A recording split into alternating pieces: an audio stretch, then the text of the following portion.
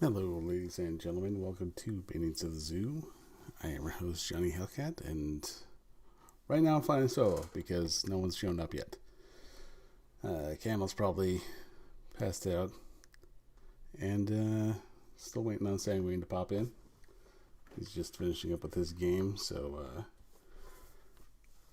it is just me at this moment. So we are going to start off with some wonderful announcements, and I'm going to unmute this because, well, why not? You can still hear me, I'm sure, but they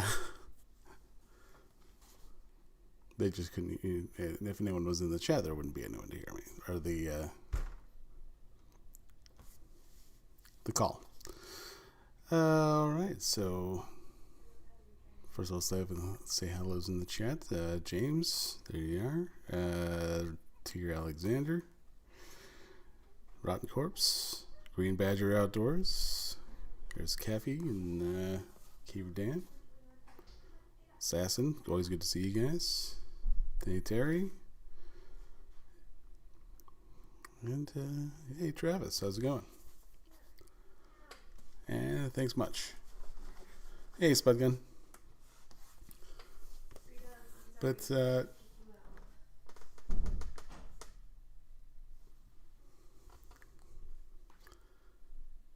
I swear she does that on purpose. I have my headset on, so she talks like quietly so that I can barely hear her, and then assumes that I'm able to hear her. So yeah, always fun times. Yeah, so how are things going in the chat? This is a pretty busy day for me. My coworkers have taken from nominating me to move to a higher up position to a higher up position. Higher up. Essentially wanting me to become a trainer rather than a step higher than what I'm at now. Yeah, I still feel like I'm one bad day away from like losing my job as it is. So like that's not really a me thing.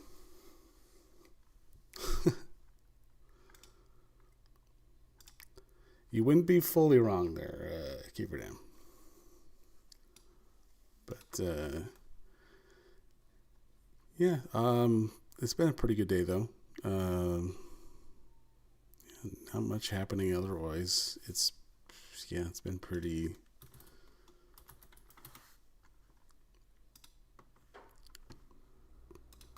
everyday kind of day.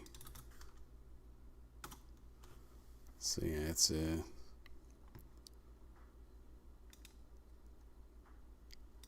I do like the fact that it is warming up around here.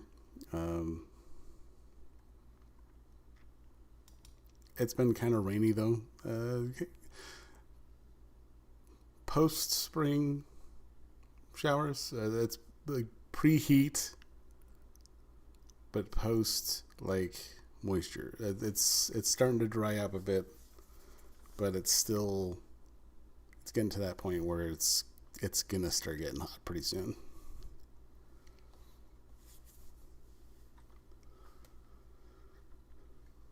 But I know I mentioned some good news, but I am going to go with the bad news first. Primarily just because it's there. Let's see if I can pull it up here. And mainly because it's not our news.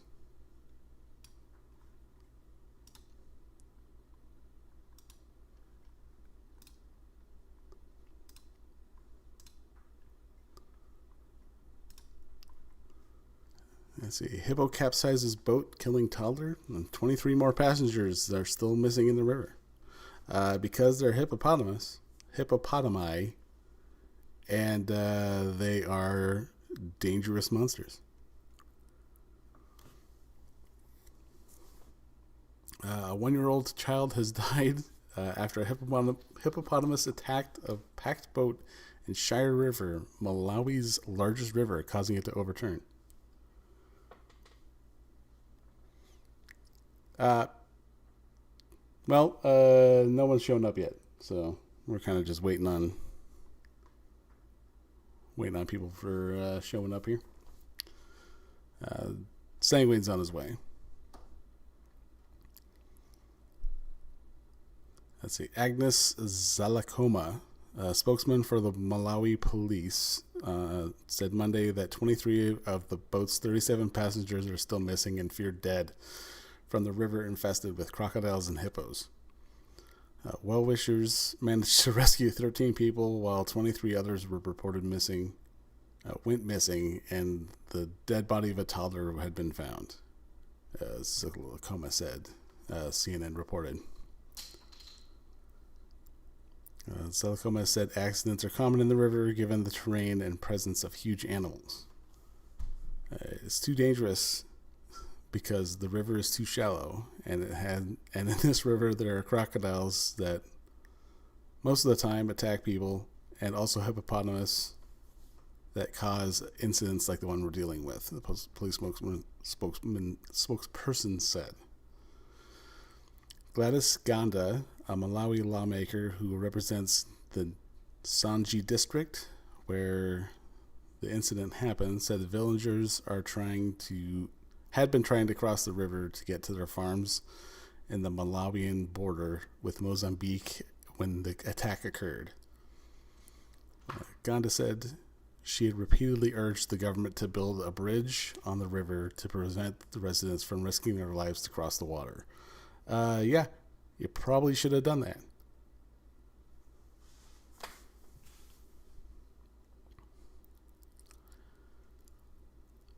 Brighton, word I'm not going to try. The director of Malawi's Department of Parks and Wildlife told VOA News that moving large animals out of the area is not easy. You don't say. And they don't want the country to violate certain international obligations concerning wildlife.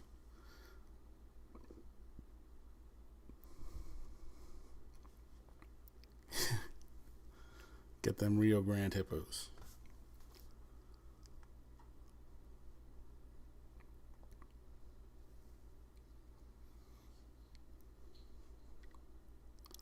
Let's see here.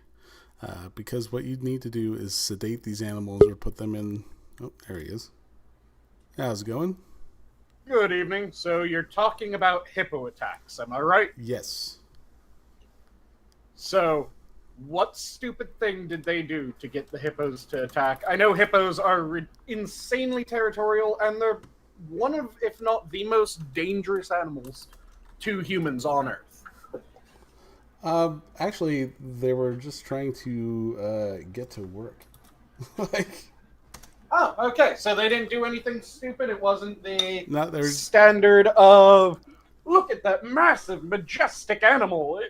It's awe-inspiring power. No, let me go try to stick my thumb up its ass. No, it's I need to go to work, and the quickest way to get there is through that hippo-infested water. Oh, that's still really fucking stupid. But your options are kind of limited.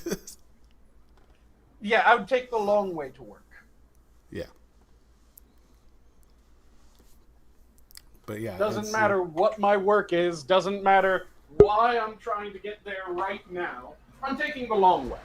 Hey, Travis. Hippos can bite a person into thirds. You are ear piercing.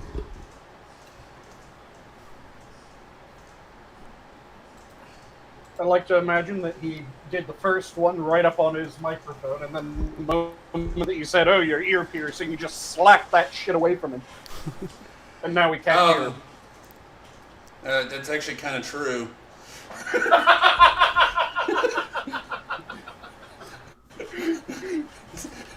I don't even have my camera on, Sanguine, how'd you know? And Spud, that every now and then I'm able to read certain people like fucking books.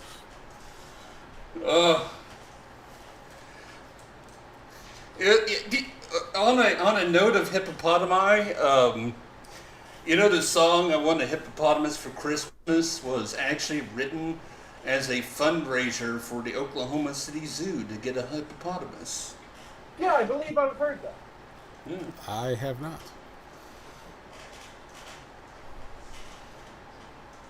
It is the second most the second most known song coming out of Oklahoma that pertains to Christmas that isn't the B.C. Clark jingle.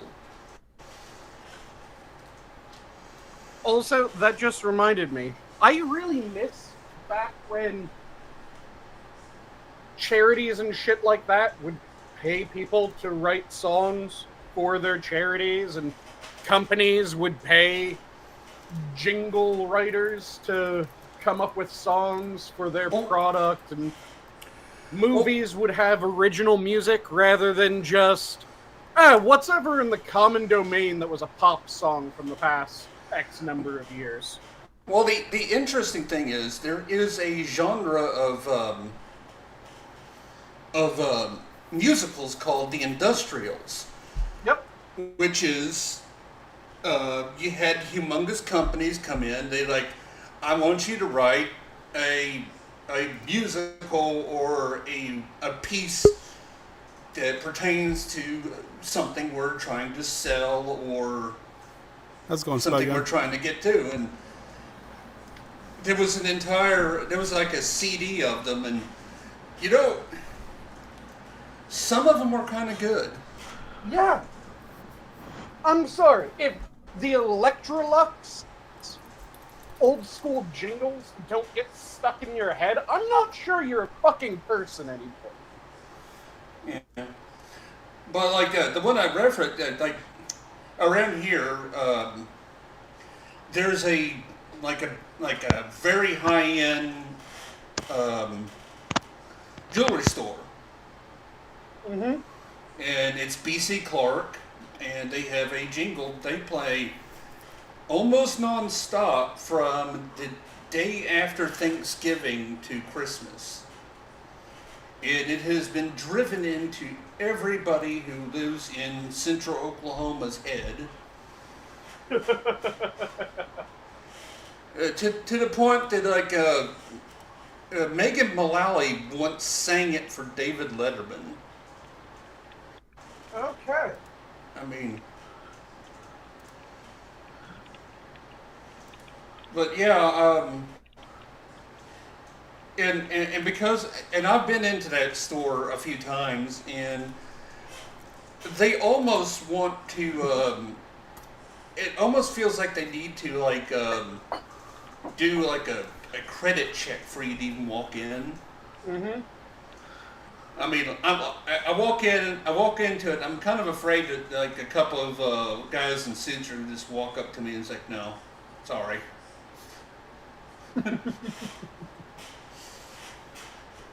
But I just want to look, man. No, sorry. You're devaluing stuff in our store by even being in here. If you're asking to look, you can't afford it. And you'd be right, because I'm not a jewelry person. I'm a watch person. I love watches. I'm a neither person. But watches are just functional jewelry. Let's be honest. well, you're right. But I still like them. I have a weakness for them. But I walk in there, and the cheapest ones they had was Logines. Stupid Swiss names. And it's too close to French for me. yeah. It's just call it Smurgen and move on.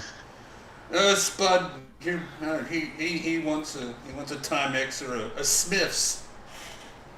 That's a British watch, or rotary. No, because I've got 3 watches. I don't wear them. I have too many. I need to sell a few of them. I have a decent collection of pocket watches. And Proper pocket watches oh that yeah, you strap across your chest and you've got put in the little watch pocket. yeah, into the fob pocket. The weird thing is they're coming back.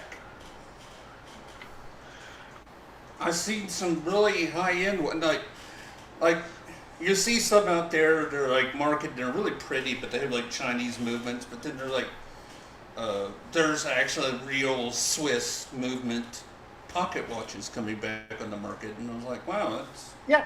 kind of weird. And the thing is that they're absolutely beautiful. So when you're trying to make a statement, yeah, go for a pocket watch every fucking time. There's something classy about them. Exactly. There's something that's just, you've got a gentleman with a pocket watch and popping the pocket watch open, and there's something about it harkens back to a better time. Mm-hmm. I mean, for us, because none of us are like 150 years old, it's like, it's nostalgia for a time that we never lived through. Hey, Hammer. Mm-hmm.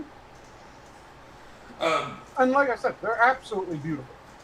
So I love pocket watches, and I'm going to eventually be getting a properly old pocket watch as well. Because I'm going to be getting my grandfather's pocket watch that came from his... I want to say it was his grandfather, was a railman. One of the conductors. So he has the old, 1800s conductor pocket watch. And that is currently being repaired, and at some point I'm going to be the one that inherits that pocket watch. So I'm going to have an old rail line pocket watch. There is one out there. There's one out there I actually kind of want. Is Cabot Watch Company, a CWC. They make one that is a faithful representation of the Royal Navy deck watch. Mm-hmm. And at reasonable price. I think they're less than $400. How's it going, Gabby? Nice. Good. How are you guys doing? Hey Boo, and Johnny's doing a lot better, as once I acted in, everyone else is starting to trickle in. Hi, Gabby. It just takes some time. Aloha. Howdy. Ow, ow, ow, ow. Don't die on us. What's happening? He's got a cramp. But yeah, when Even it comes worse. to watches, pocket watches so much prettier and so much more style than a wristwatch, in my opinion. What was going on, Spud? Right, when you're smoking a cigarette and you go to take it out of your mouth, but it gets stuck on your lip and your fingers slide down it and you hit the end? Ah. Oh, Yeah, God. That would hurt. It tickled a little bit. Yes. Yeah, so that was fun. It tickled a little bit. Yeah, so, but there is a word for that sort of nostalgia for a time you never lived. It was coined in 2012, and it's anemoia. Okay. I'll drop it in chat. And it's based on, it's constructed from ancient Greece. It's animos, wind, and voak, mind. Yeah, anemoia. Anemoia. Yeah, that. Yeah. And thanks, Badgie, yes, Blister. Oh yeah, and I'm not denying that there's more times when a wristwatch is the more practical option, Assassin. But when you're going for looks and a bit of practicality, pocket watch is nice because it's practical. It still tells time. It looks absolutely fucking amazing. And to me, it seems a bit more in command. Oh yeah, I know that you said that they had class, but I'm expounding on that idea. That it seems like you're a bit more in command of everything when, rather than having to pull up your sleeve, look at your watch, you just kind of slide a hand across your stomach, pull out your pocket watch, flip it open. Okay, that's the time. Flip it shut, close it. It just seems like you're more in control of what's going on than the wristwatch setup. Well, it really depends on how you look at it. Because if you have to do the nice little pull your arm out and flick to check your time on your wristwatch. If you do that properly, you look. I'd still say that you look more in control with the pocket watch. I just have the thought that I'm going to catch this on something, and there goes the band. There's more gravitas, if you like, with a pocket watch, using a pocket watch. Mm. There's the whole motion of it. Which is what adds to that sense of control, because there's that sense of pomp and ritual about it. Exactly. Rather than it being a, oh shit, I need to check the time. See, and this is the thing, is you can all probably tell I'm English, so I'm very much all for the whole pomp and ceremony. I mean, Jesus, we just had a coronation. You know, that was, if that wasn't bags of pomp and ceremony, then I don't know what is. And it's part of the English condition, if you will. We like that. It's the one day in the year where, or not in the year, but one day where everyone's suddenly conservative. Yes. Even the non-monarchists among us. Yep. Most of them are like, well, that's a hell of a show. Yeah, and it tends to be when you can really tell who the absolutely insane people are. Because during the coronation, there was, what's the name of the one bitch that was a African princess, a literal African princess? Sholamos Shugamogadu. Yeah, and she looked at the coronation and said, well, that's an awful number of white people in the royal family. No, that wasn't her. Oh, it wasn't her? It was no, the actress that said that? Oh, no. Because I know both of them said something fucked up about it. Yeah, the balcony looked terribly white. Yes. Right, and this... Right, and this is the point that a lot of... And here's where Spud goes a little bit crazy. But this is the point that tends to get made by certain people on the right. There are people in this country that don't have that connection to our ancient traditions because they were never brought up in them. Yep. That, you know, like my family, I'm half Anglo, half Celtic. Right, I'm Brythonic Celtic, which is basically Cornwall and that end of the country. And the thing is, these people, like the actress, like the other silly moo, don't have the connections to the ancient traditions because we're a sentimental society, not a contract society. You know, whereas the US isn't built on sentiment, it's built on contract. We're built on sentiment, on tradition, whereas the US isn't old enough to have No, I would Old say enough that to have tradition because it's only 250 years. You haven't got time to have built tradition. I would say that it still falls under much the same take as Teddy Roosevelt had when it came to immigrants and when it came to citizens. And someone's watch is a minute behind. Nice. Yeah. But Teddy Roosevelt had one of the best takes on immigration and citizenship, in my opinion, in his ranting against the hyphenated American. Yeah. Because when you become part of a country, when you become a citizen of a country, and this holds true for any country to my mind, you should desperately want to be part of that country. That should be the entire impetus behind becoming a citizen of it.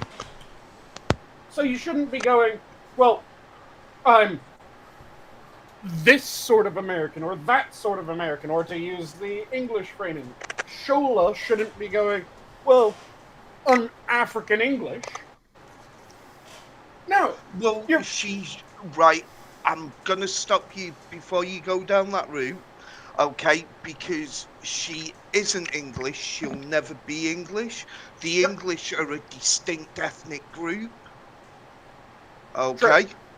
There is the ethnically, but you can be culturally English, I would argue. Again, I don't think you can, because you're not steeped in the tradition. You have got the... See, I would argue I'm with that starting to because get all blood and soil now. you can... I don't know. Okay, if you start with the 14 words, we may have to ask you to leave. I started getting a little bit worried about when people brought up, oh, it's very white. Oh, no. Here we go. Well, my thing is, of course, it's fucking white. The British royal family are European, and Europeans, guess what? We tend to be pretty fucking white. Mm-hmm. Well, of course the British family is white. I mean, they're German, by the way. I mean, that's pretty white. Well, they're of Germanic and Greek descent and a little bit of Danish, if memory serves. Yep. But, right, Assassin, don't get me started. Right, but this is it, Yeah, and this is this why. isn't the nationalist stream, so let's... Right, but the thing is, like I say, as much as... Because she doesn't claim to be English, she always claims to be British. But I would say that she isn't even that, because she doesn't actually want to be British, whichever version you want to say for the cultural group rather than the ethnic group. She doesn't want to be that, because she doesn't identify with it. She identifies with being African, which is not being British or English or whichever term you want to use for that cultural identity. Yeah. So she had to dip out? No idea. I think we just lost her. We'll blame it on the fact that it's 5 o'clock in the morning. Nice. But this is it. It's... We'll blame Tyr. There's Black guy scared more. But this is the thing. I mean, there's more to being English than just being born in the country. That's why anybody can be British, but being English is something very, very specific. Okay. See, I would say that it is something specific, and I would say that it is completely. Once you reach complete assimilation, there we go. Complete assimilation to the culture, and it is the culture that you identify with. It is the culture that you want to maintain the traditions of. Then you end up adopting it, because otherwise you'd have to argue that there's a lot of people that are identified as being quintessentially English that aren't. And there have been throughout history. Go on. Because for the longest time you had... The modern version of English is the Brythonic, Saxon, Anglo, Norse, Norman. So it's an admixture of all those groups, plus a shit ton of others. Yeah, I'm just going to stop you there. I realise it's an admixture, but it's an admixture from within about 300 miles. Okay, oh, no, it it's isn't. Anglo is, English is. It's about 300-400 miles. The When you're talking admixture about of- where those groups originated, it's a much further distance. If you're talking about the admixture that happened within the about 300-mile landmass, then yes, eventually it ended up blending in. Yeah. But Well, you would you're have talking very the few people that would say Anglo-Saxons. that Anglo-Saxons, William the Conqueror just wasn't... Normans. Yeah, Anglo-Saxons. Anglos and Saxons are two different groups that then Yes. ended up mixing. Yes. And they're from much greater than 300 from the center of the Anglo stronghold to the center of the Saxon stronghold. Spud, you're just going to have to deal with 3 Americans trying to explain the Englishness to you. I know. I believe I fall in the camp of I don't give a shit. Oh wait, quite honestly, the extent of British culture I know comes from Top Gear, Paddington Bear, and Doctor Who. So I mean, See, I'm not trying to really argue what Englishness is. What I'm pointing out is that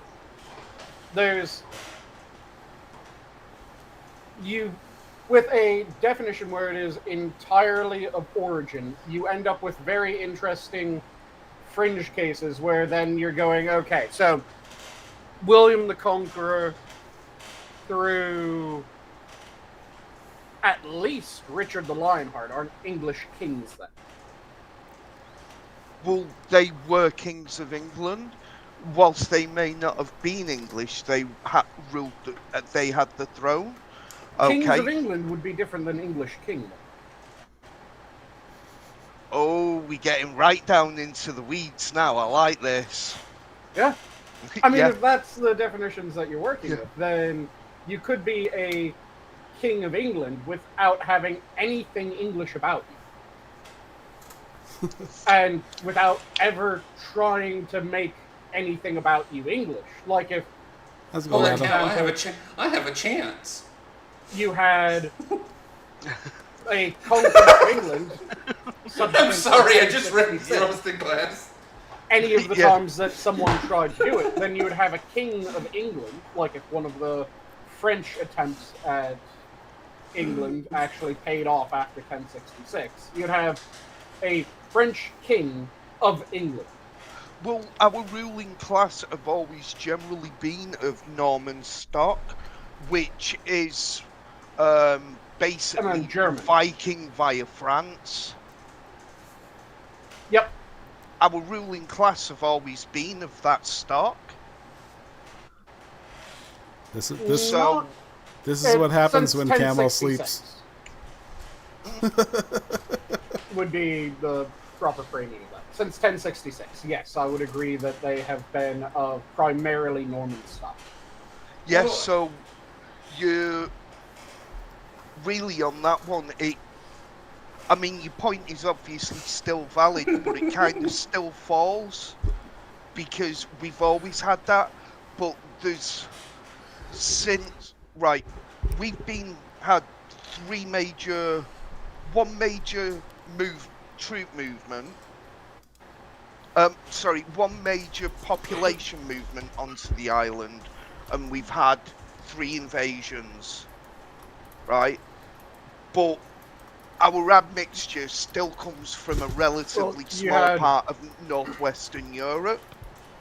You had more than just the three, because you had, just counting the ones that we've mentioned already, you had the Anglo, you had the Saxon, because their admixture happened in England, where the Anglo-Saxons really formed up. You had That a little wasn't bit an of invasion, that was a migration. I'm talking specifically invasion and invading force. they which came as a the military Saxons- force in a fair bit, because you The had Anglo- the Angles that did wage war against the native Brythonic.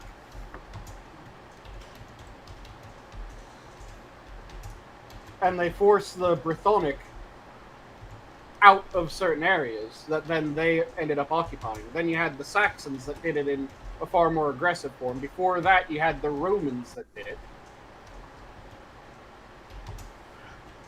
And then you have the Norse invasion. So already we're at 4. Right. Here's the thing.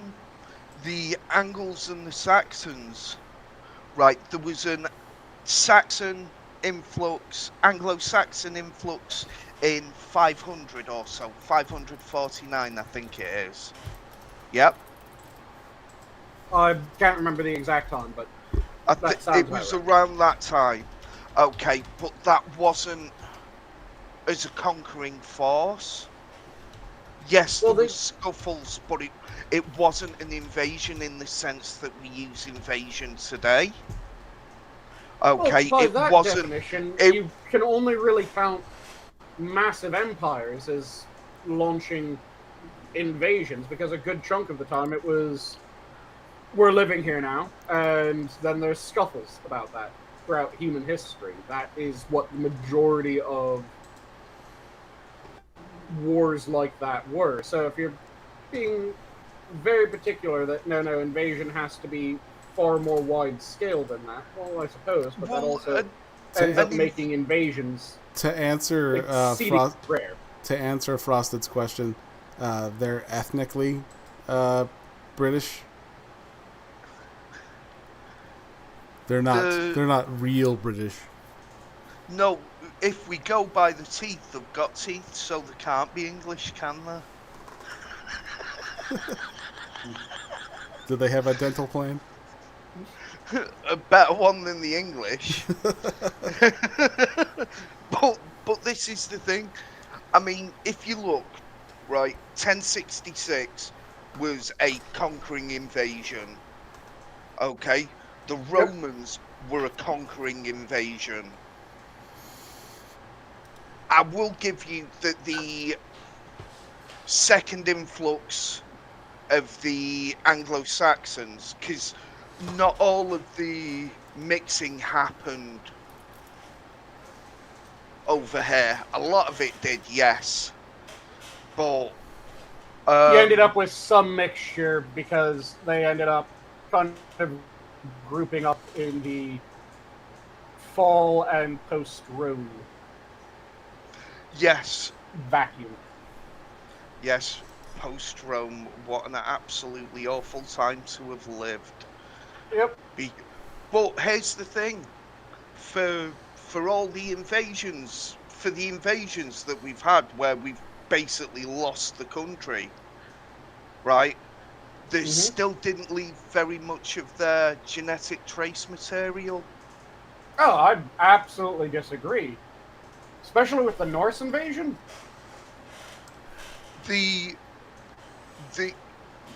Vikings, the Norse, okay, there's a little bit on the northern eastern coast of Scotland and part of the northeast UK, but not as much as you would think. Okay, the Romans left very, very, very little trace DNA. Yes, the Romans did leave very little. I will agree with that. And the Normans, basically, it was the ruling classes and that was it, but they're all inbred anyway. The ruling classes and then the kind of upper middle ended up becoming a lot of where the Norman concentration camps, yes. You also had the massive Saxon, of course, or massive Anglo-Saxon, of course. Well, And I would argue that you had a lot more Norse intermix than it sounds like you're giving credence to, because there was a fucking ton of anywhere where the Norse decided we're living here now. They fucked everyone. Hang on. Kind of like Genghis Khan in that regard. Hmm? I said, were they kind of like Genghis Khan in that regard? No, to be fair. Right, here you go. Oh gosh. Hang on. Right, which one of you reprobates has got Twitter? You've got Twitter, haven't you, Hellcat? Why are we reprobates? What the shit? I like the accusatory tone that he took with Johnny there. You have it, you dirty bastard. Come on, Yeah, I just think You're not going to hear me denying shit. I'm just glad that the first time somebody gets called a reprobate on here, it wasn't directed towards me. This time we aren't referring to family trees that don't fork. Yeah, family trees that are just a straight, smooth twig. Family phone pole. Yeah. Hey, at least in my family, I branched out. I can't tolerate the bastards. I'm not going to get around with the cousins. Even though when I was not little, I was 13, 14, I had like one of my female cousins from the south part of Oklahoma. Mm-hmm. She always, like, whenever she came up to visit, she'd just like cling on me the entire time. And I'm like, please, go away. So, yeah. But you know, the weird thing is that when I lived in Arkansas, when the big jokes was the marrying cousins and everything else, which is actually illegal in Arkansas, but is perfectly legal in New York, California, in Washington State. How else would you have the rarefied blue bloods? Right, Hellcat, I've sent you a image on Discord that shows basically what our routings are, the routes of the British are, and it's from a New Scientist article.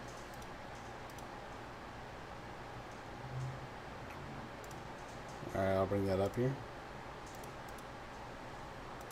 Because I couldn't find you on Twitter. You know, but yeah. Wait, you have Twitter and we get called reprobates? Wait a minute. What? I never said I wasn't a reprobate. I have no idea what that means, to be honest. I just feel very insulted. I just realized something. Somebody made a joke about the family tree not forking towards me after we went through an entire discussion about the English royal family and the England itself. Oh, I did make a reference to the branchless tree then as well. Yeah.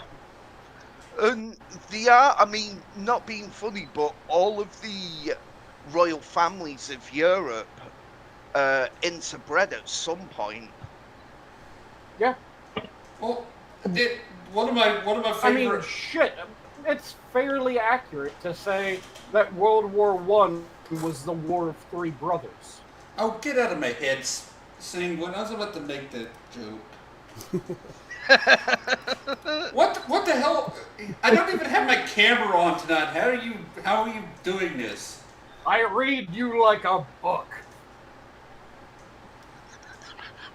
That's how Sanguine do.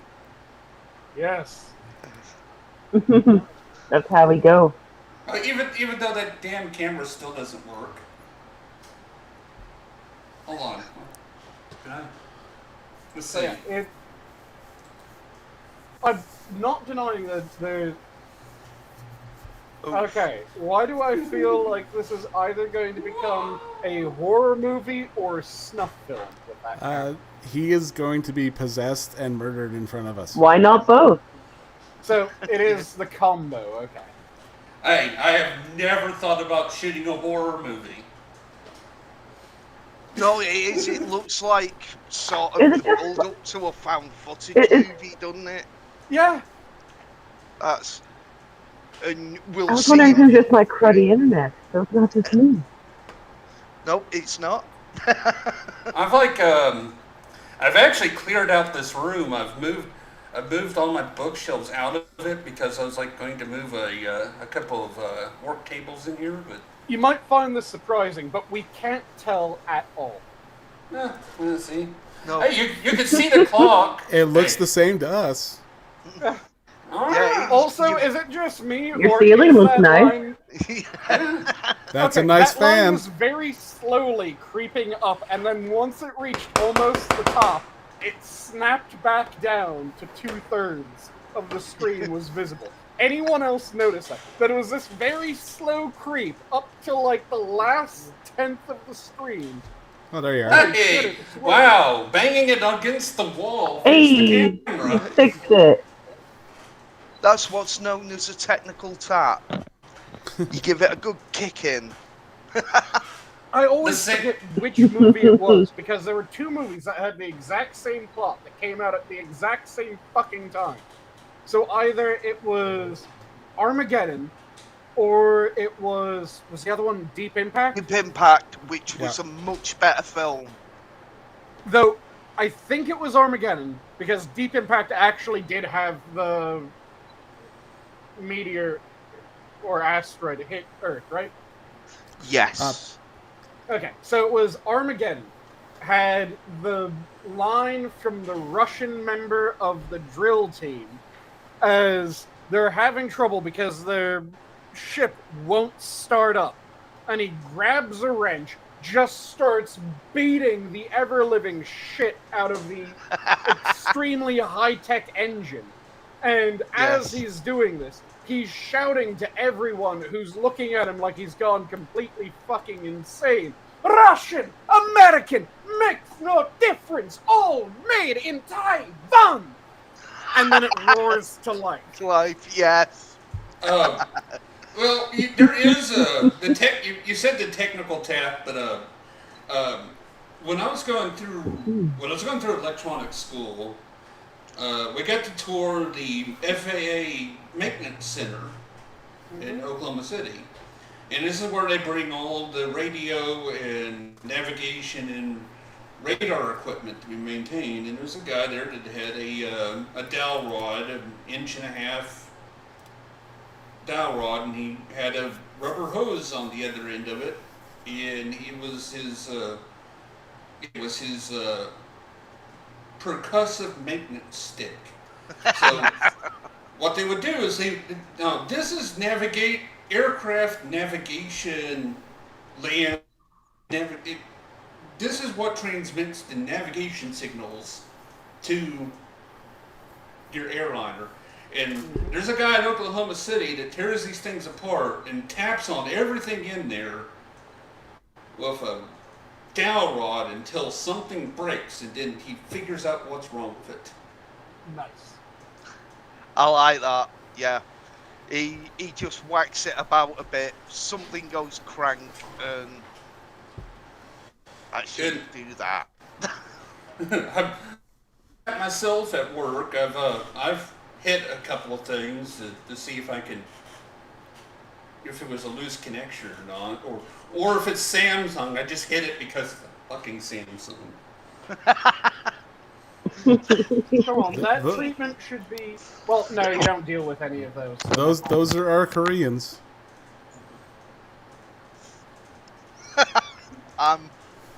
No. Favorite hobby, slapping around the Koreans. Wait a minute. So since we are getting distracted from the major thing here, from the main thing. We went from hippos killing babies to the English. So there is more. There's more news. We can go with good news number 1, good news number 2, or actual good news number 1. What's the difference between good news is 1, 2, and 3 and actual good news? I'm guessing sarcasm. Right, fair enough. I kind of want to know actual good news first. See, I was going to save that for last. That way, if it is actual good news, then we get a pick-me-up after the probably sarcastic good news. No, this one actually... there is a... this one's for you, actually, Sanguine. Oh. Let's see if I can pull the thing here. There is a movie that's coming out on the Netflix. And it is... See, I was half expecting you to say, they developed a pill for Spurs. Yes, Asterix and Obelix. So they're doing the translation of the French one? I have no idea. I only just saw it today. Because there was a French Asterix and Obelix that was done, I want to say, about a decade ago. That was supposedly rather good, but it never got an English translation and an English release. Oh, it is open. But it is in English, so... Yep. Yeah, Asterix and Obelix is fantastic. Though their casting for Obelix is a bit small. Yeah, Obelix should be at least 4 inches taller and about fucking 12 inches heavier. wide. Yeah. Yeah. And yeah, that's pretty much about it. Yeah. But What am I looking? So Asterix and Obelix is a comic book series, or a comic strip that then became a comic book. It was in the intra-war period, right? When it started? I have no idea. I want to say it was in the interwar period, where it was between... hang on. 1 and 2.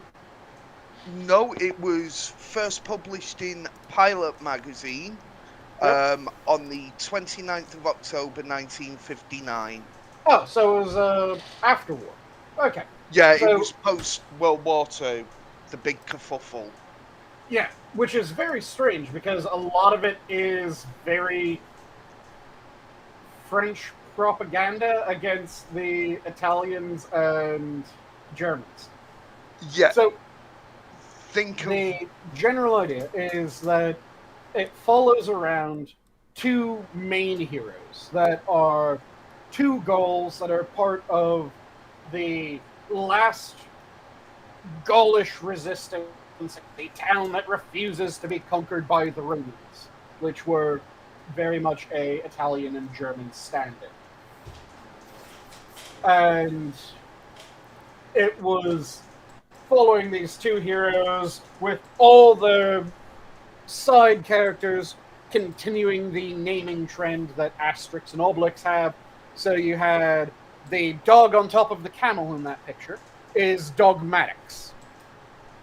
You have the proud leader of their Gaulish village being Vital Statistics. You had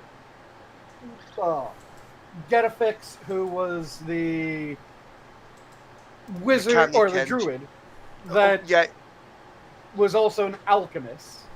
So he brew up this druidic bit of alchemy that when someone drank, they would become much stronger, much faster, much more durable. And that was kind of their MacGuffin. Every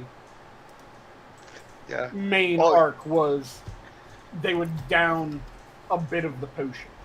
You had the bard, Cacophonix. Yep, Cacophonix. You had... And the blacksmith was full automatics. Yep. everyone's name ended in X and everyone's name was a joke. So, Obelix was a Menhir delivery man. Yes. So, I know that you know what a Menhir is, Spud, but do the rest of you know what a Menhir is? I do not. So, a Menhir is a massive standing stone that would normally then be carved with various sorts of script and shit like that. So you'd have menhirs that commemorated great people that died, similar to a burial marker, not a burial marker though. You'd have a menhir that was describing some event that had happened in the mythic era before the current times. At that location, you would have massive battles would often be marked by menhirs. Shit like that. Things to mark important moments. Yeah, so he would... Okay. Oh, sorry, I was going to say there were basically the history in big twigs, in big rocks. Yep. Sorry. And carry on. It... Like I said, massive stones, so menhirs would typically stand like 6, 7, 8 foot plus. So, shortest menhirs would be about the size of a man. A little bit taller, given the average height of men at that time. So, Right. Obelix would deliver these by hand. He would just carry menhirs around because he was ridiculously strong, and the origin of that, and the reason why he's fairly cauldron-shaped is when he was an infant, he fell into a cauldron of the strength potion, and he drank his way out. So he's just permanently imbued with the potion, but then can get another dose and become even stronger. He's also effectively addicted to it. Not a bad thing to be addicted to, though. Strength potion. Yep.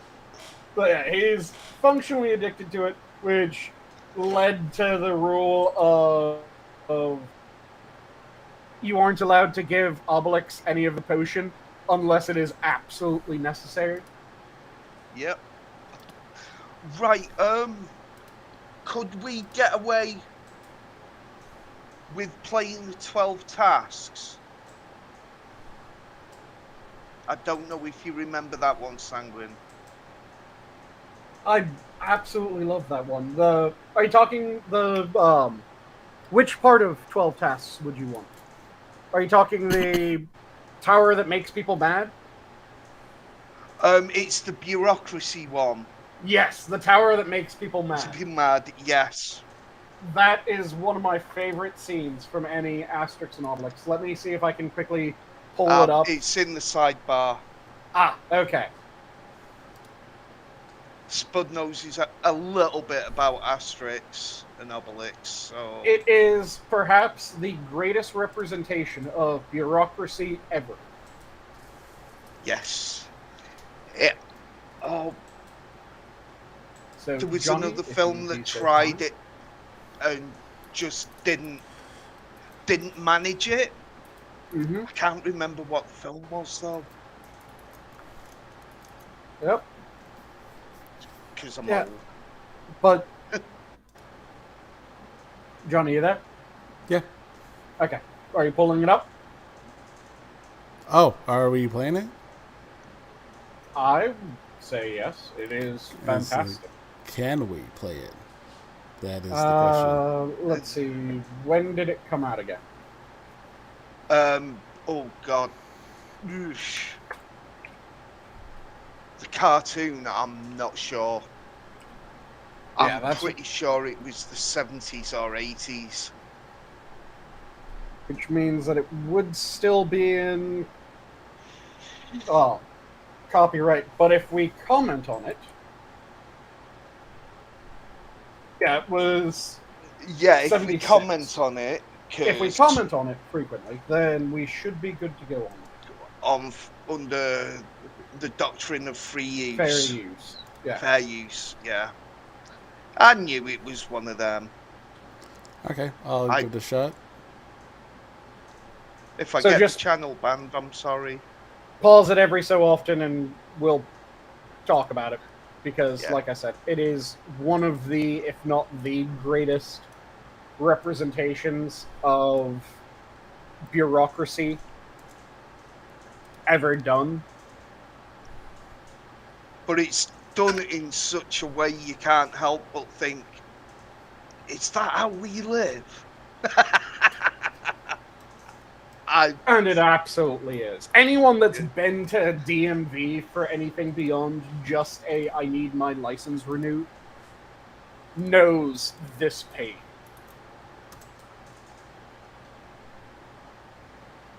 All right. And I'm sorry for inflicting it on everyone. The thing is as well, apparently it's very French. Oh, god damn it. What's up? It's being a bitch. Because my ad blocker's on. Well, for good reason. Yeah, I don't want the ads. Yeah. I know that the ad blocker's on. I don't want ads. That's why it's on. Yeah, Right, it's not letting me. Here, let me see if I can find because I think it's also on YouTube, because I'm almost positive I found it before.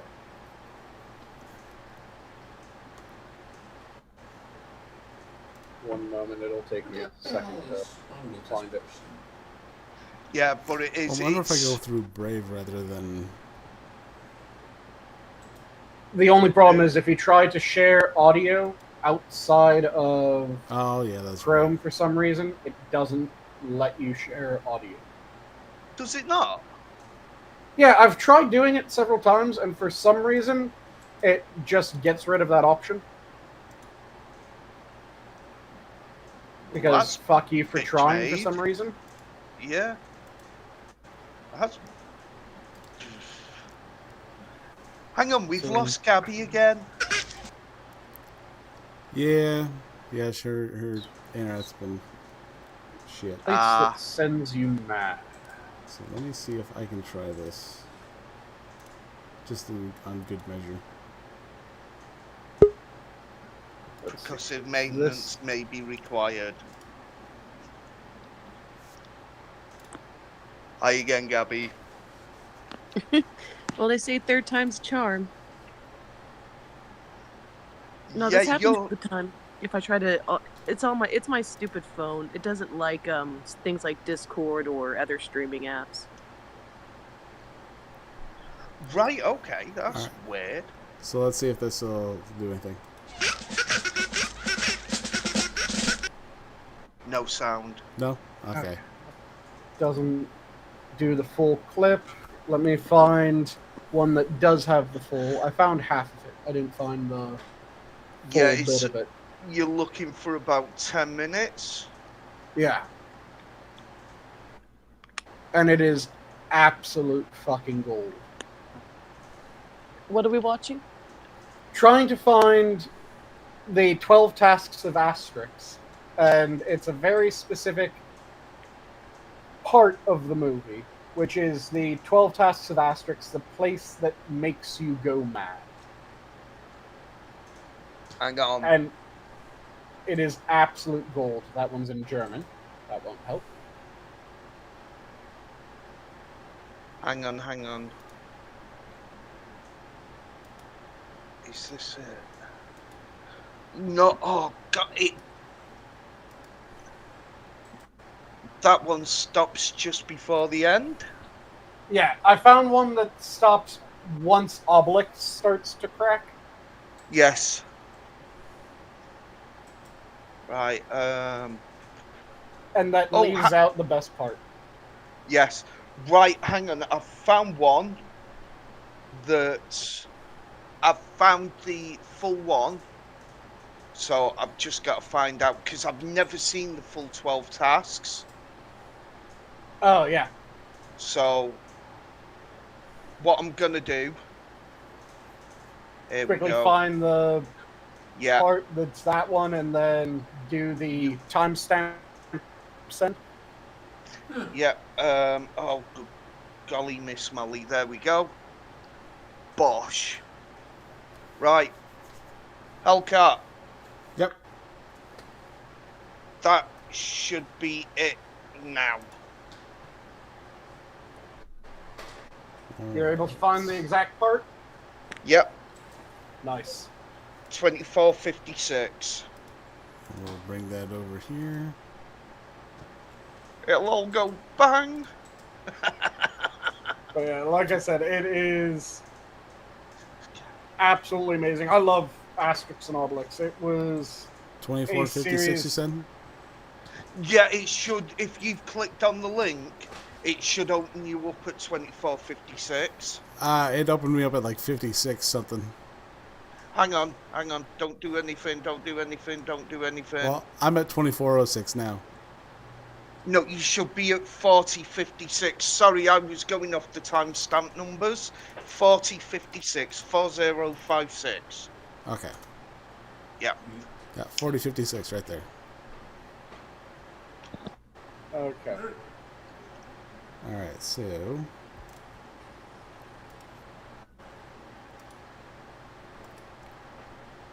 We were talking all the way over it.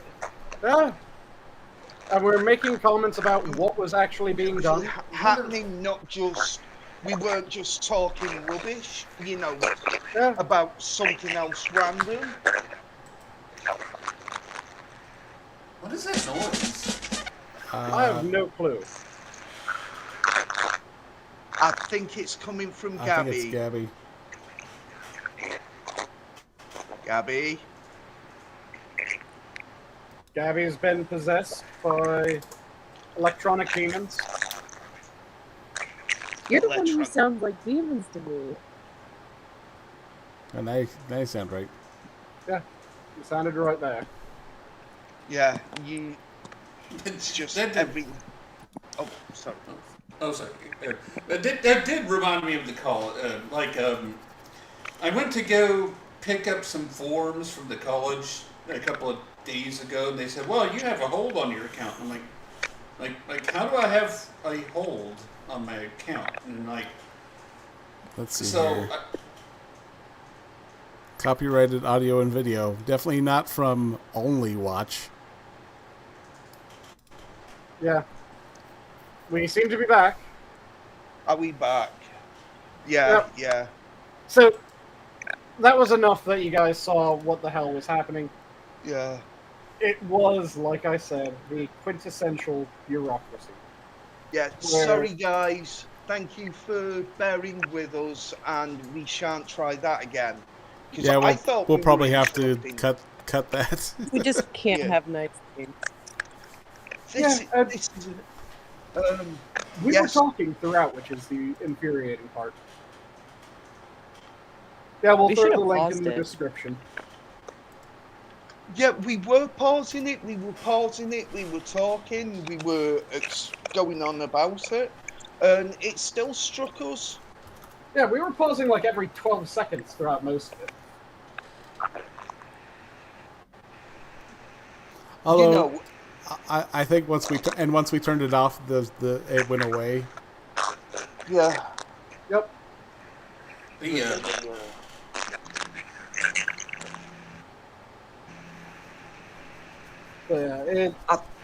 I think that was unreasonable of YouTube, but I understand their position, Yeah. because basically they don't want to get their botties kicked. it's one of those clear as mud situations. The whole content, the whole copyright system on YouTube is broken but YouTube's rules are also broken because the thoughts and plans behind them are so nebulous. Mm-hmm. You know, it's basically they don't tell you what you did wrong, so that you won't do it again. Mm-hmm.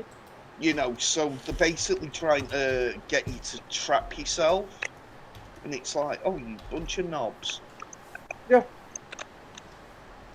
It's absolute insanity the way that they have it set up, where you're going, what the...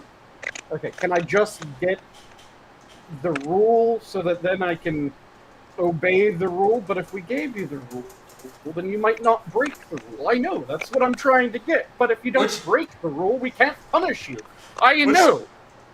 That's ironic because we were watching something that was kind of like that. It was like, oh, well... Yes! I think that must have been it. YouTube objected because they resemble the remarks. But like I said, I tried to get something from UCO, my last college, and they wouldn't. They like, will you have a hold on your account? And so I call up there, and they're like, oh, well, you need to speak. I called the registrar, and they're like, oh, you need to speak to the bursar. So, okay. I call the bursar, and the bursar's like, hold on, I'm going to send you a link on, I feel like we're getting a lines number, or a number channel every so often. A number station, rather. There we go. That's the word that I was looking for. Phrase it's the Russians. But, yeah, exactly. And they're like, okay, I want to send it's aliens. We'll send you a link to who you need to contact, to email, to get your hold removed. So they sent me the link, and the link was to the registrar's office. And I'm like, I called the registrar, they sent me to you, you sent me a link to the registrar's office. And it's like, well, maybe you need to contact Student Affairs. And I'm like, okay, so I contacted Student Affairs, who said I needed to contact the bursar's office. And I'm like, okay, UCO, I don't think you know who you're dealing with here, because I have fucked around with colleges before, and which, I mean, Johnny and Sanguine know that story. He almost on his way through med school. Yeah, I was trying to get into med school, and the state of Oklahoma decided to stop me. Well, that sucks. They found out that a lot of the documents weren't actually real. Okay, to tell you the story, I was in college. This is 2003. And I decided I didn't want to sit through the 4 years of pre-med to get into medical school. And I faked my transcripts and sent them to OU Medical School. And they damn near took them until somebody caught it and asked for the real transcripts from the college directly. I got greeted at my dorm room by security asking to leave.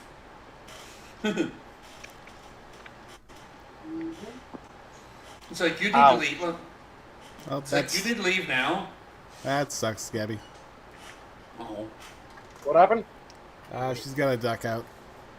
Oh. Everyone say goodbye to Gabby. Bye, Gabby. Bye, Gabby. Love you. I have no idea who Gabby is to be saying that. I'm gonna get shot. I don't know. Gabby's like one of my favorite names. Gabby's good people. We've been streaming together for a while. Yeah, Gabby's really good people, and she gave us good shits. Yeah, I've seen Gabby on stream maybe once or twice. I've never interacted with her to the best of my knowledge, so as you can probably tell, I'm just being an arsehole. Oh. I'm good at that. You know, Sanguine, she's been on some of your streams, and there was one thing I tuned into yours one time, and there was something Only that was one being time. I taught. see how it is. Not Well, tuning in no, every- it was multiple times, but I'm referencing one time. One time in specific. Yeah. Okay. What? You and somebody else were discussing triage. Yep. And he's like, what? And the guy you were talking to is like, well, I'm going to take care of the guy who's screaming in pain because obviously he seems to be more distressed than everyone else. Mm-hmm.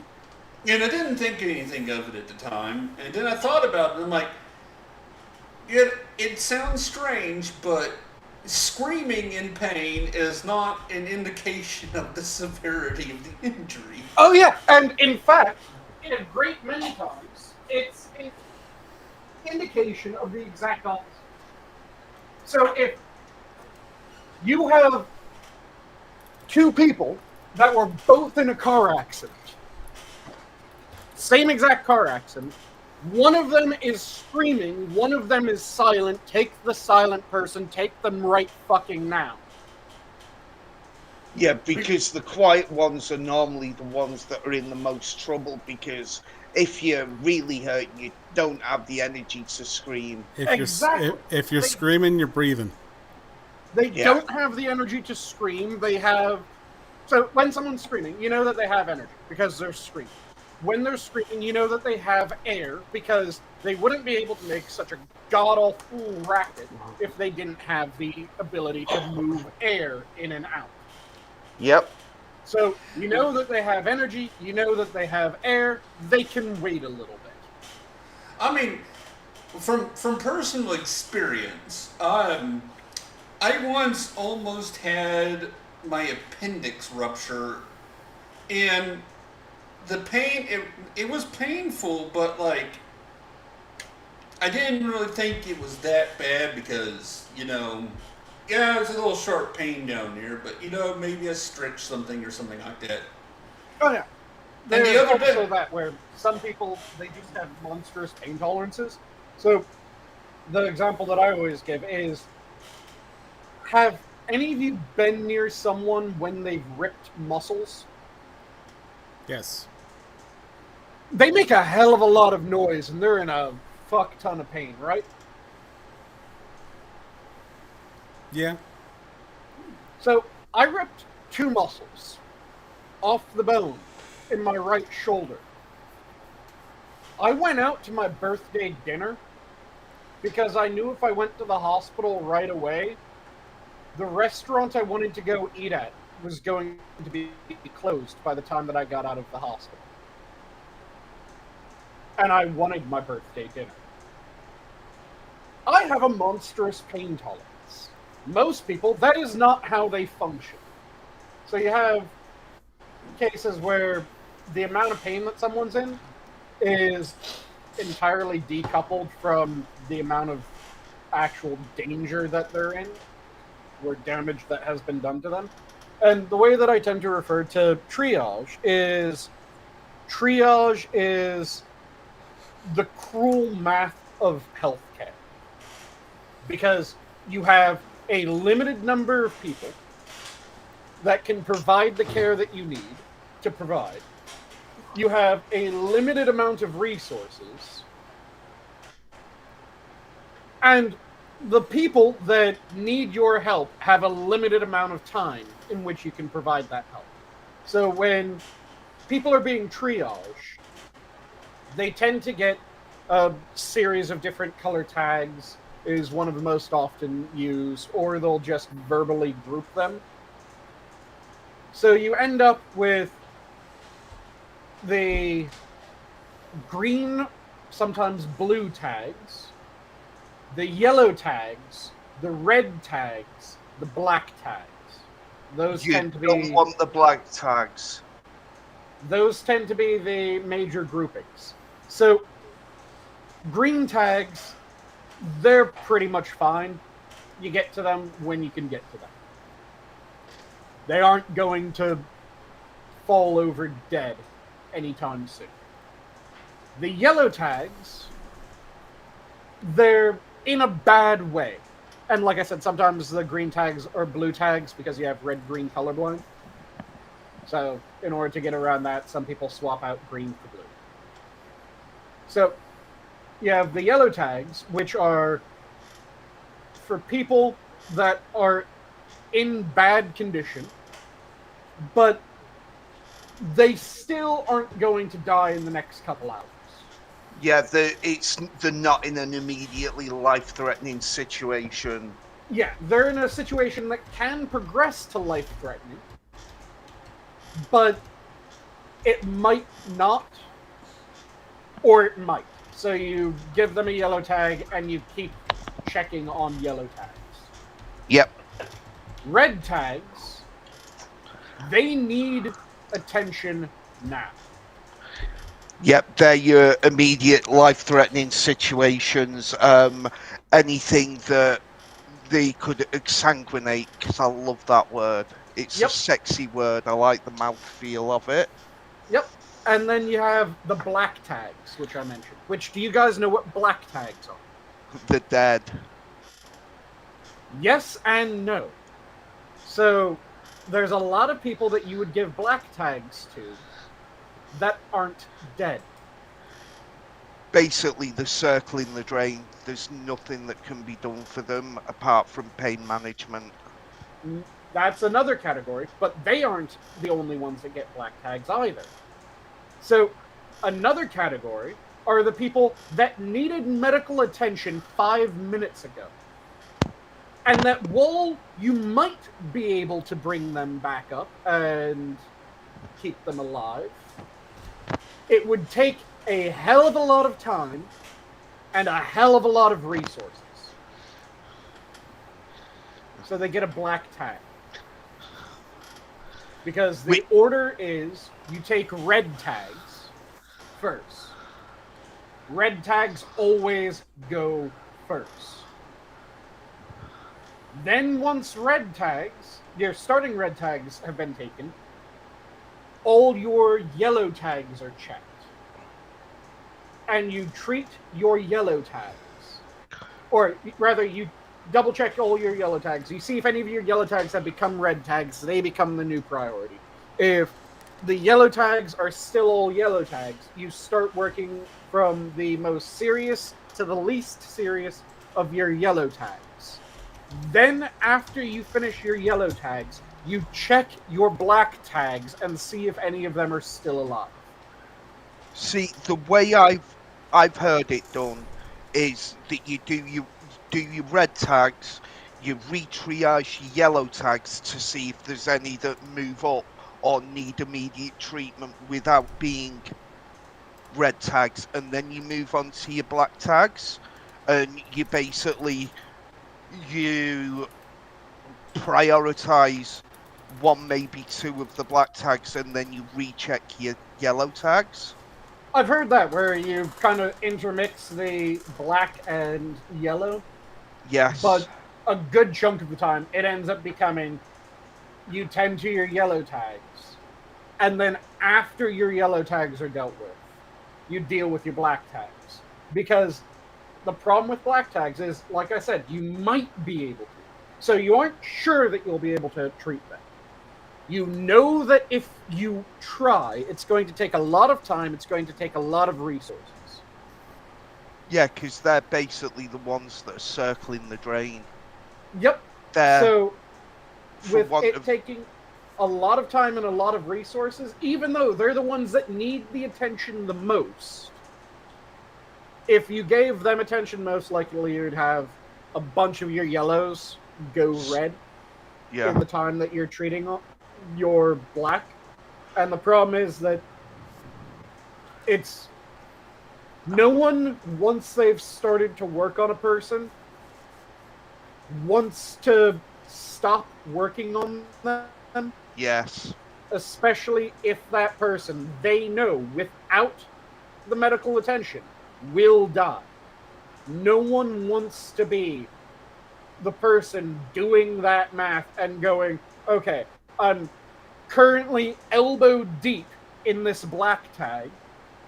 and I've just pinched off this bleed, and oh shit, 6 yellow tags have gone to red tags, and they're going to die if I don't get to them. But if I let go of this and I don't finish up this black tag, they're going to die. People have a hard time with that decision. Well, because it's the maths of it. The maths of it just don't sit right with people. And it's once you actually start doing something, it feels like you're killing the person when you choose to stop. Yep. And that's what fucks with people. You can get people that are able to do the triage, and they're able to go, we'll get to them if we can get to them. And I'm saving more lives by prioritizing them as this rather than that. We'll get to them if we can. And you're able to find people that'll do that. The number of people that are willing to go, I've just pinched off this arterial bleed. Oh shit, I need to go work on someone else. Almost non-existent. No, it would take a psychopath to do that. Yeah. You would even though you realise that it's kind of the trolley problem. It's the trolley problem on steroids, because so with the trolley problem, yep, you kind of have that removal where it isn't you're directly action in action. Yeah, it's trolley problem in the action in action, but it's slightly different because the trolley problem doesn't have as direct of a kick where... I'll rephrase it. Okay, it's the inverse of the trolley problem. Okay, because in the original trolley problem, you had the train heading down one track to kill one person. If you flick... sorry, you had it... No, it's not, is it? It's the actual trolley problem. Because... But like I said, the more accurate version would be, it's the fat man trolley problem. So there's the trolley problem where you're dealing with switches, and then there's the fat man version of the trolley problem, which people have a harder time with the fat man trolley problem than they do with the switch trolley problem. So the switch trolley problem is you have one track that forks. Down one path, there's one person. Down the other path, there's 6.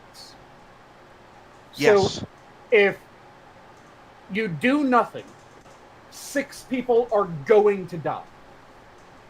Yes. Because they cannot escape the path.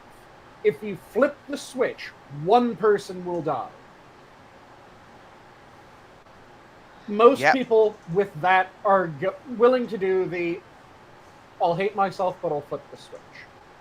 Yes. Then there's the fat man trolley problem, which is, rather than it being a switch, it's you're standing on the rail platform, and there's 6 people that end up falling down into the rails. The train is coming. They're going to die. There's no way that you can get them out of the rails. But you notice that there's this absolute ham planet of Shamu standing towards one side. And you know, beyond a shadow of a doubt, that with how monstrously immense this beast of a person is, that if you push them into the path of the train, their immense bulk will stop the train, saving everyone else, but it's going to kill this amoeba of a person. Do you push them into the track? Most people will say no. They will have a hard time pushing someone like that. Whereas, like I said, when it's the 6-1, you're flipping a switch, there's that level of separation where it's, Yeah. well, I'm not killing them, I'm just flipping a switch which is saving 6 people. And they're able to frame it that way in their mind. Whereas when you're pushing someone in front, you're you making have a direct interaction. Yep. You're actually killing that person to most people's mind. So they have problems with that version. You know, there's whenever I think of the trolley problem, there is a. Do you you know at Cape Canaveral when they do the manned space program, the manned space launches, off NASA grounds and completely separated from NASA, there's a blockhouse where 2 Air Force officers observe the launch. And what their job is if the navigation and guidance fails on any of the major launches, they're the range masters. They have to blow the vessel. Yeah, but the thing is, they're separate from anything at NASA. They're chosen to be completely. They don't know the astronauts. They don't know anybody there.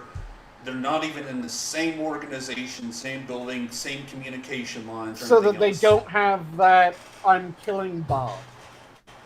Yeah, and it is kind of the space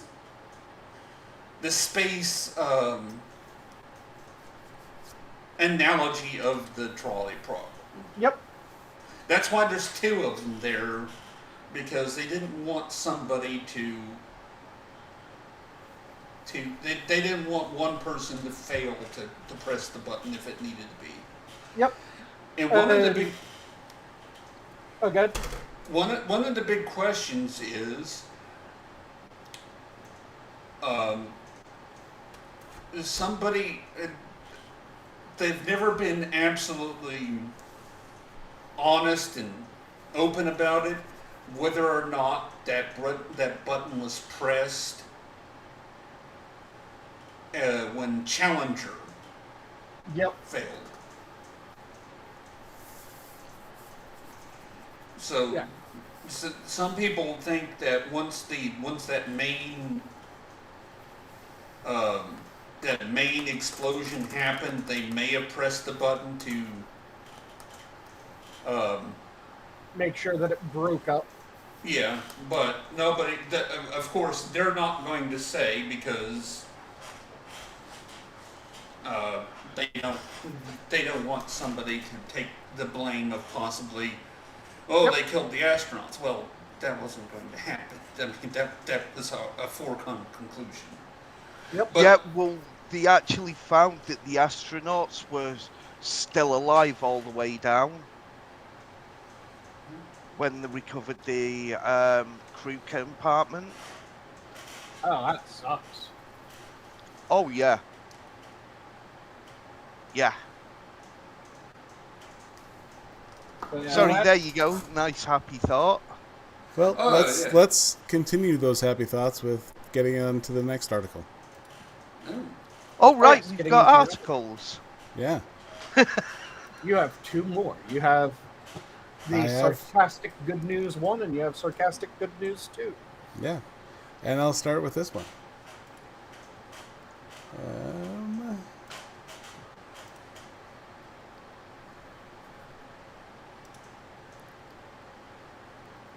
Bison euthanized after man's intervention. Oh, did a bison die because someone was a fucking idiot? Yep. So bison killed a person that was doing the "let me stick my thumb up its ass" bullshit. No, it's like, let me be the hero, and it fucked everything up. Okay. Let's see, a bison calf at Yellowstone National Park had to be euthanized after a man apparently tried to help it, causing the herd to reject it. Park officials said this week. The newborn calf began following cars and people, officials said, and it was killed because it posed a hazard to visitors.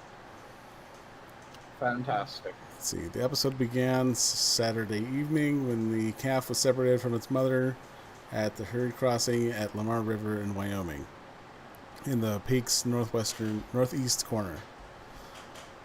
When the calf struggled to reach to the group, a middle-aged man intentionally disturbed it and pushed it from the river onto the road near the river's confluence with Soda Butte Creek. The National Park Service said in a statement on Tuesday. It's unclear where the herd was at that point. Interference by people can cause wildlife to reject their offspring, the Park Service said. In this case, park rangers tried desperately to reunite the calf with the herd, and those efforts failed.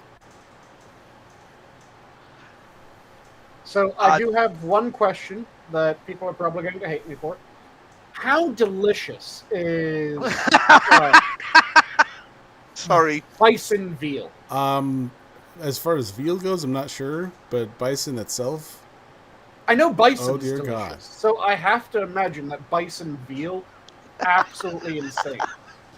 You know, How much did those steaks go for? I'm sorry for laughing, but but It's a valid fucking question. as we are getting towards the end of our 2 hours here, because I am starting to fade a little bit. Yep. We'll just break right into this next one. There's a new stand-up special coming out. oh, Is it by someone who's actually funny, or is it by... Oh no! no, God damn it! oh, good God, no! Whoa. Please no! Please no! So it wasn't please. a stand-up, It was another more a lecture. sit down. It was more of a Election, lean on this post while I catch my breath. Yeah, it's another mean-spirited lecture as to what is and is not funny. Oh yes, so this will definitely be being reviewed. I don't know if Terry's still in the chat, so yeah, this will. It's going on the list. This is going to live up to the torture.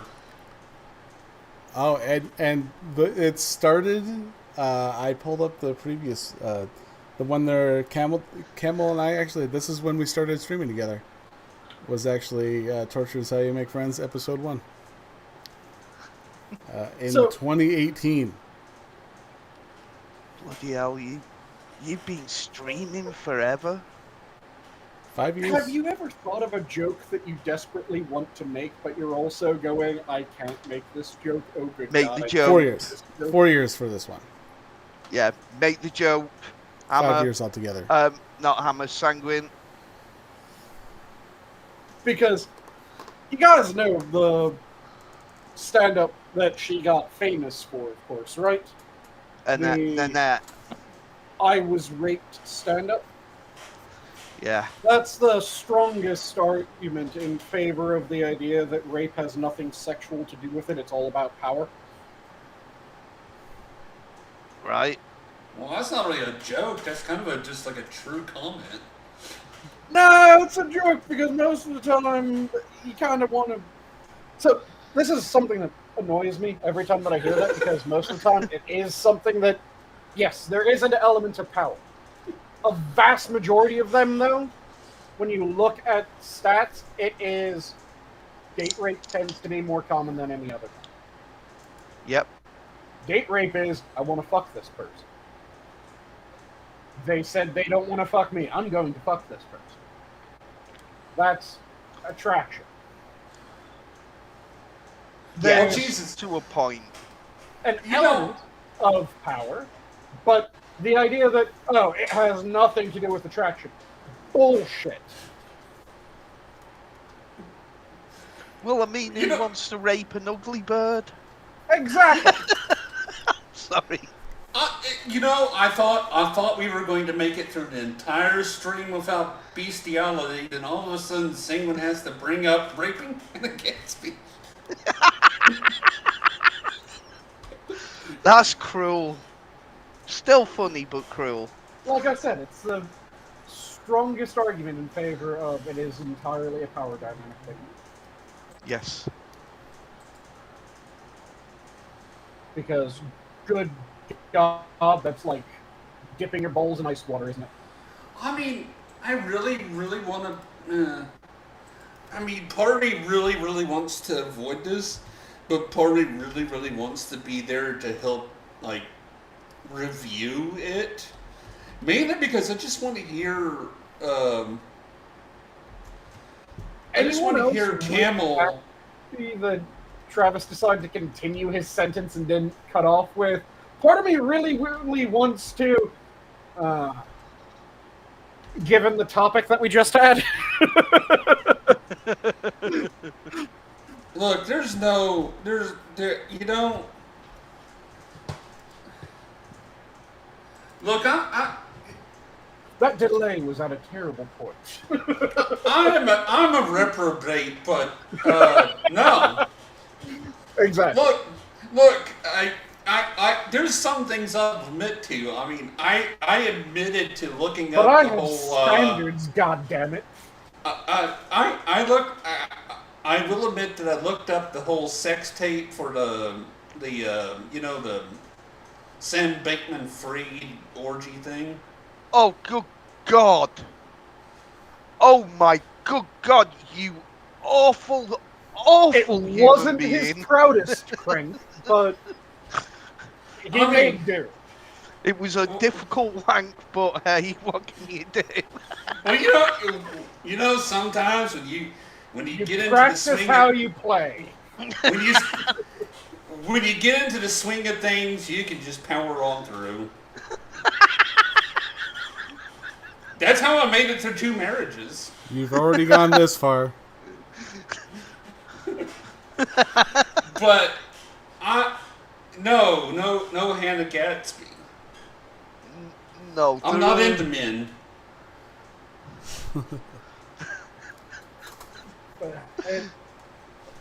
Oh, gee.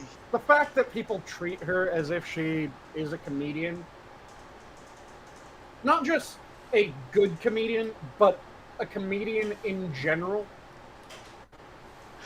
Yeah, is infuriating to the art form. You know, whenever I get to, like, coming around to, like, there are some funny women out there, but they have to dig her back up, and... Yeah, No. and the thing is that there are funny women. I absolutely agree with what Christopher Hitchens said ages ago. There is a different level of enforcement behind humor between men and women. Guys, to a certain extent, do need to be funny. Because when you're dealing with horrendous shit, which guys more often than not are the ones dealing with horrendous shit, when you're talking about hunters during a hunting and gathering, where you would see your best friend Bob get gored to death. Sorry, not Bob, because Bob was not a name that would have been around at the time. It was Fog. Yeah, you saw your best friend Og get gored to death. You kind of needed to have something that kept your entire hunting group from just wandering off. And So- going, fuck that. Yeah. So what you do is you end up, first off, you have certain people that made the death something that was to be respected. Yeah, he died, but he died well. He died helping us do what we needed to do. He died That was and it part of was funny. The other part was the fucker who would be the first one to crack a joke of, man, it's sad. Bob died without impaling anything, but at least he got impaled before he went. And someone would have to make a joke. It would be a terrible joke. It would be fucked up, but it would be enough to get someone to laugh. And then that person would keep on building that talent of making the fucked up joke that made everyone break for a moment. And Yeah, because it's how, as men, it's generally, right, we've got 3 ways of dealing with shit. Okay, we make the fucked up joke, everybody laughs. Okay, for example, when my mum died, she got cremated, she got brought, we got the urn back, and it was like, me just, bloody hell, she's lost some weight. And then you've got they'll completely withdraw, you know, but that tends to be a longer term thing. Or we'll invade France. Yep. You know, we have no chill. Yeah. You need some way of coping with shit. Humor is a way of coping with horrendous shit. There's a reason why when you look at the different types of humors, the people that tend to have the most fucked up humor are the people that deal with the most fucked up shit in life. When you're talking to doctors and nurses, they have fucked humors most of the time. Especially when you're talking to ER docs and ER nurses. Oh, good God, the shit that they find funny. It is glorious. It is fucked up. EMTs, same way. You talk to police officers, especially homicide detectives, the jokes that they can make, good fucking God. You talk to forensics specialists. I would actually say that it's the traffic cops that are the worst for the gallows humour. A mate of mine was a traffic cop many, many moons ago, and his humour at times can be very, very, very dark. You know, because, you know, when you're scraping people up off the road, it kind of, you have to deal with it. Yeah. So, I would argue traffic cops over homicide.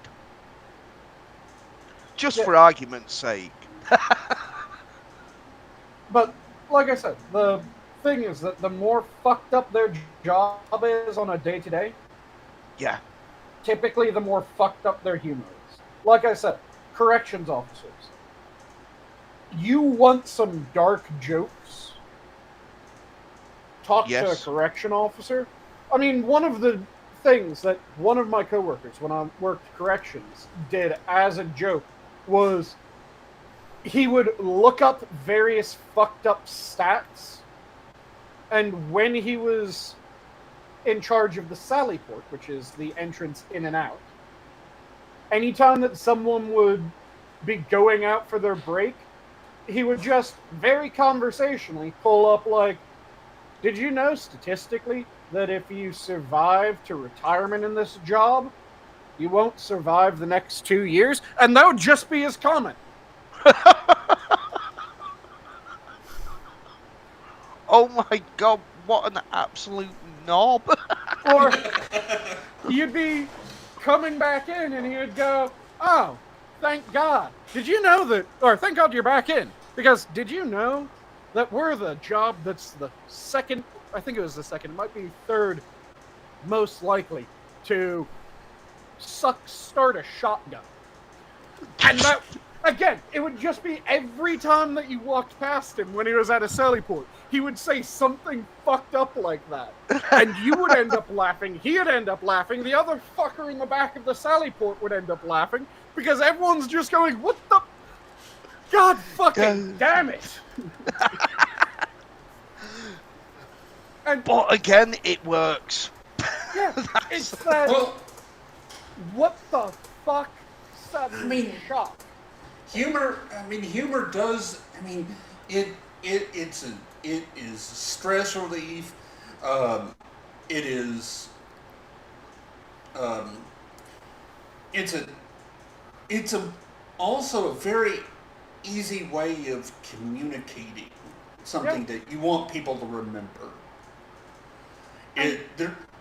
There's also a deterrence to humor too, because you know, if you make a joke about Thog getting gored, everybody else is like, you know what? I don't want to be the butt of the next joke. I'm going to stay away from that end of the ox.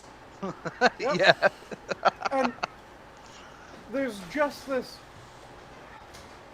There's also this important aspect, which I've talked about before, when I've talked about how people should handle when someone near them dies. Because I've gone on rather extensive rants about this, that we used to have the tradition of, you had the very somber part of the funerary rites, which would be the burial, it would be whatever service in whatever faith you had. And then you had the second part, which was as important as the first, where every motherfucker that knew anything even obliquely related to this person would sit down, eat, drink, and talk absolute shit about whoever the fuck just died. Yeah. All my friends. You would tell the embarrassing stories that you swore you would never tell anyone else as long as they were alive, because fuck it, you held up your end of the deal. And you would tell stories until the people that were there went from crying uncontrollably because it's sad. Someone that they cared about, someone that was close to them, is no longer there, and not only are they no longer there, they will never be there again.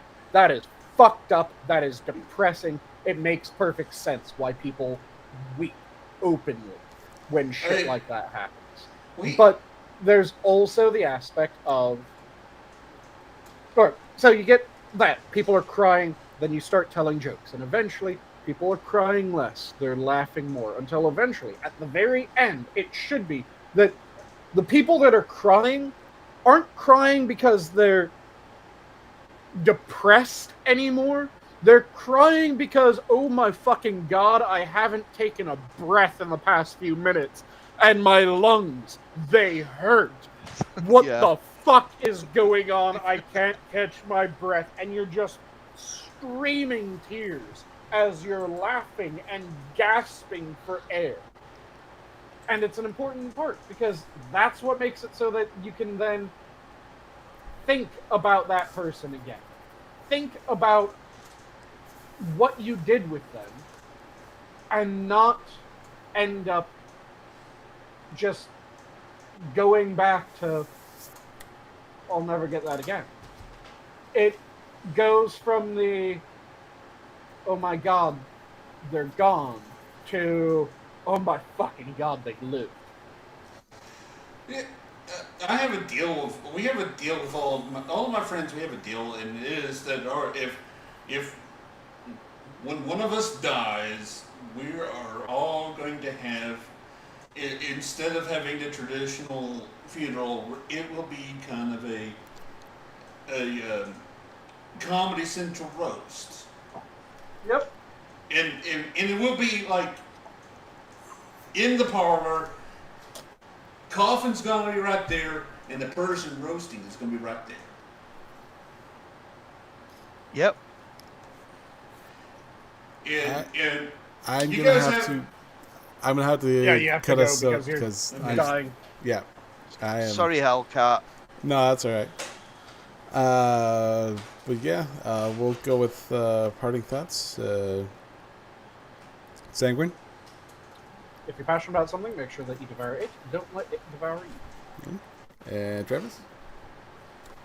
if you really, really want to know madness, try calling Samsung helpline at 4 o'clock in the afternoon. Yeah, no thanks. Mm-hmm. Spud? if you really want to know madness, try working on the other end of the Samsung helpline. Nice. And I'll go with muscle in thought of the muscle tearing. I don't like pain. It hurts me. But with that, have a good night, everyone. The zoo is closed. Good Have a good night, all.